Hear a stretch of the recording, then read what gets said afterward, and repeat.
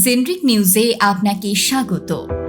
২০২৬ সালের ফেব্রুয়ারিতে সম্ভাব্য জাতীয় সংসদ নির্বাচনের তারিখ ঘোষণার পর থেকেই বাংলাদেশের রাজনীতিতে শুরু হয়েছে এক উত্তেজনাকর পরিস্থিতি। যেহেতু দীর্ঘ ১.৫ যুগ ধরে মানুষ স্বাধীনভাবে ভোট দিতে পারেনি, তাই এবারের নির্বাচন উৎসবমুখর হবে বলেই সাধারণ ধারণা। বর্তমানে বাংলাদেশের সক্রিয় রাজনৈতিক দলগুলোর মধ্যে বৃহৎ দুটি দল হচ্ছে বাংলাদেশ জাতীয়তাবাদী দল বিএনপি এবং বাংলাদেশ জামায়াতে ইসলামী। জেনরিক পলিটিক্যাল অ্যানালাইসিস টিম খুঁজে বের করেছে এমন ৫টি বিষয় যেখানে জামায়াতে ইসলামী বিএনপির তুলনায় এগিয়ে রয়েছে। এই প্রতিবেদনে আমরা জানব সেই ৫টি গুরুত্বপূর্ণ কারণ।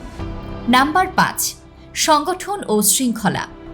যদি সংগঠন শক্তিশালী না হয় তাহলে কেবল বক্তৃতা বা গ্ল্যামার দিয়ে কোনো দল টিকে থাকতে পারে না। বাংলাদেশ জামায়াতে ইসলামী এবং বিএনপি উভয় দলেরই জেলা, উপজেলা, ইউনিয়ন, ওয়ার্ড এবং গ্রাম ইউনিট পর্যন্ত সংগঠন রয়েছে।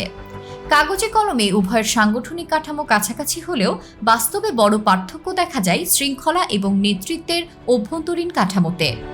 জামায়াতে ইসলামের মধ্যে অন্তঃকোন্দল প্রায় নেই বললেই চলে।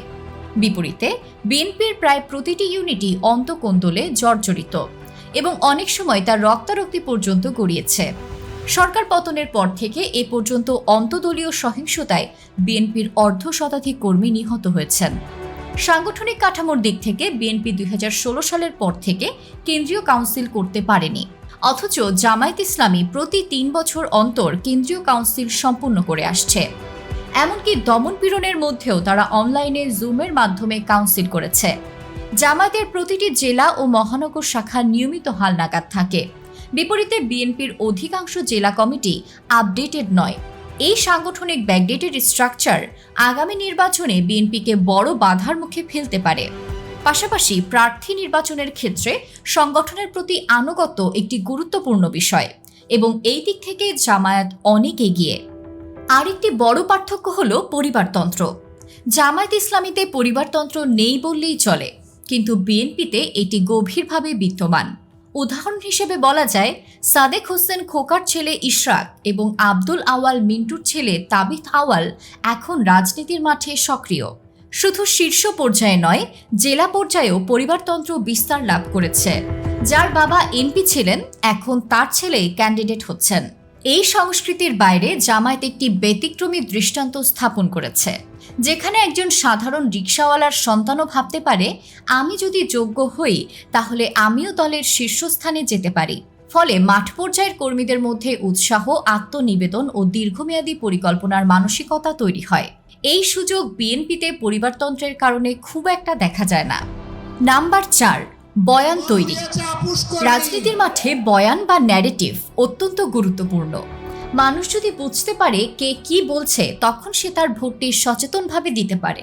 জামায়াত ইসলামের বয়ান অত্যন্ত সুস্পষ্ট এবং নির্দ্বিধায় উপস্থাপনযোগ্য। দলের যে কোনো কর্মীকে জিজ্ঞেস করলে সে স্পষ্টভাবে বলতে পারবে, আমি জামায়াত করি কারণ আমি আল্লাহর আইন চাই, আমি সৎ লোকের শাসন চাই। জামায়াতের বয়ান ইসলামিক মূল্যবোধ ও দুর্নীতিমুক্ত রাজনীতির উপর ভিত্তি করে গঠিত। অপরদিকে বিএনপির ক্ষেত্রে কোনো সুস্পষ্ট বয়ান নেই। কর্মীরা অনেক সময় জানেই না তারা কেন ভোট চাইছে। তাদের বক্তব্য অনেকটা আবেগ নির্ভর হয়ে যায়। অমুক ভাইকে জেতাতে হবে, এই ধরনের বক্তব্য রাজনৈতিকভাবে দুর্বল ও আদর্শহীনতা প্রকাশ করে। জামায়াতের স্পষ্ট বয়ানের কারণে তারা ভোটারদের কাছে সহজেই পৌঁছাতে পারে। বিএনপির এই ঘাটতি নির্বাচনে একটি বড় নেতিবাচক প্রভাব ফেলতে পারে। নাম্বার ৩, তরুণ ও নারী ভোটারদের আকর্ষণ। বাংলাদেশ বর্তমানে ডেমোগ্রাফিক গোল্ডেন এজ পার করছে, যেখানে দেশের মোট জনসংখ্যার বিশাল অংশ তরুণ এবং অধিকাংশ ভোটারের বয়স ৩৫ বছরের নিচে। এই তরুণ জনগোষ্ঠীর সিদ্ধান্ত গ্রহণে একটি গুরুত্বপূর্ণ ভূমিকা পালন করবে। জামায়াত তাদের নেতৃত্বে এই বাস্তবতাকে গুরুত্ব দিয়েছে। দলের বড় একটি অংশের নেতৃত্ব ৪৫ বছরের নিচে, ফলে তারা তরুণদের ভাষা, চাহিদা ও মানসিকতা বুঝতে সক্ষম। অন্যদিকে বিএনপির নেতৃত্ব এখনও পুরনো মুখে আটকে আছে। শামসুজ্জামান দুদুর মতো নেতাদের বক্তব্য বর্তমানে তরুণ প্রজন্মের কাছে অনভিপ্রেত ও যুগোপযোগী মনে হয় না। নারী ভোটারদের ব্যাপারেও জামায়াত ইতিবাচক বার্তা দিতে পেরেছে। অতীতে অনেক নারী মনে করতেন জামায়াত যদি ক্ষমতায় আসে তবে নারীদের উপর নিষেধাজ্ঞা আরোপ করা হবে। জামায়াত এই ধারণা ভাঙতে সক্ষম হয়েছে এবং প্রমাণ করতে পেরেছে যে তারা নারীদের উপর কোনো ধরনের বাড়াবাড়ি বা কড়াকড়ি আরোপ করবে না। আমাদের সমাজে নারীরা সাধারণত শৃঙ্খল পরিবেশ পছন্দ করে। বিএনপির অন্তকোন্দল এবং সহিংসতার চিত্র নারীদের মাঝে ভয় তৈরি করেছে, ফলে নারী ভোটারদের বড় একটি অংশ জামায়াতের দিকে ঝুঁকছে। বর্তমানে জামায়াতের নারী সদস্য প্রায় ৪৫%, যা প্রমাণ করে যে নারীদের মন জয় করতে জামায়াত অনেকটাই সফল হয়েছে। নাম্বার ২, অনলাইন প্রভাব ও প্রচারণা ক্ষমতা। এই নির্বাচনে অনলাইনের ভূমিকা অত্যন্ত গুরুত্বপূর্ণ। জামায়াতে ইসলামী এবং ইসলামী ছাত্র শিবিরে অনলাইন উপস্থিতি অত্যন্ত সক্রিয় ও সংগঠিত।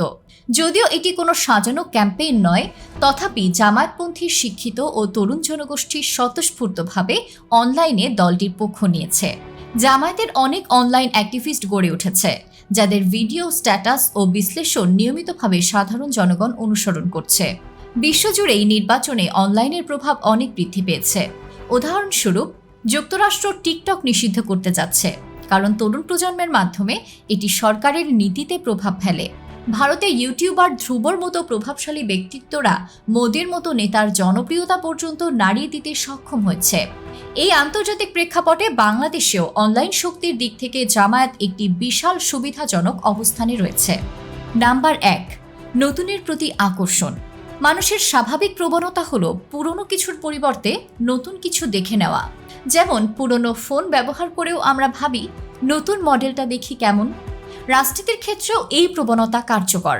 জামায়াত প্রচারণায় বলছে, সবাইকে তো দেখেছেন, এবার আমাদের একবার সুযোগ দিন। এই বার্তাটি ভোটারদের মধ্যে নতুনের প্রতি আকর্ষণ তৈরি করছে, কারণ জনগণ ইতোমধ্যে আওয়ামী লীগ ও বিএনপিকে ক্ষমতায় দেখে ফেলেছে, কিন্তু জামায়াতকে এককভাবে রাষ্ট্র পরিচালনায় দেখেনি। এই কারণে জামায়াত একটি নতুন এবং দুর্নীতিমুক্ত বিকল্প হিসেবে বিবেচিত হচ্ছে। বিএনপি এই ধরনের বার্তা দিতে পারছে না, কারণ তারা ইতোমধ্যেই 2 বার ক্ষমতায় ছিল। অন্যদিকে জামায়াত এখনো ক্ষমতায় আসেনি এবং তাদের সাবেক এমপি বা মন্ত্রীদের বিরুদ্ধে দুর্নীতির অভিযোগ প্রমাণিত হয়নি। এই ক্লিন ইমেজ জামায়াতের জন্য আগামী নির্বাচনে একটি বড় ট্রাম্প কার্ড হিসেবে কাজ করতে পারে। এতক্ষণ আমাদের সাথে থাকার জন্য ধন্যবাদ। জেনরিক পলিটিক্যাল অ্যানালাইসিস টিমের আগামী পর্বে থাকবে বিএনপির 5টি শক্তিশালী দিক, যা নির্বাচনে বিএনপিকে এগিয়ে রাখতে সহায়ক হবে। সাবস্ক্রাইব করুন, লাইক দিন এবং কমেন্টে জানান আপনি কি মনে করেন। আমাদের পরবর্তী কন্টেন্ট মিস করতে না চাইলে বেল আইকনে ক্লিক করতে ভুলবেন না।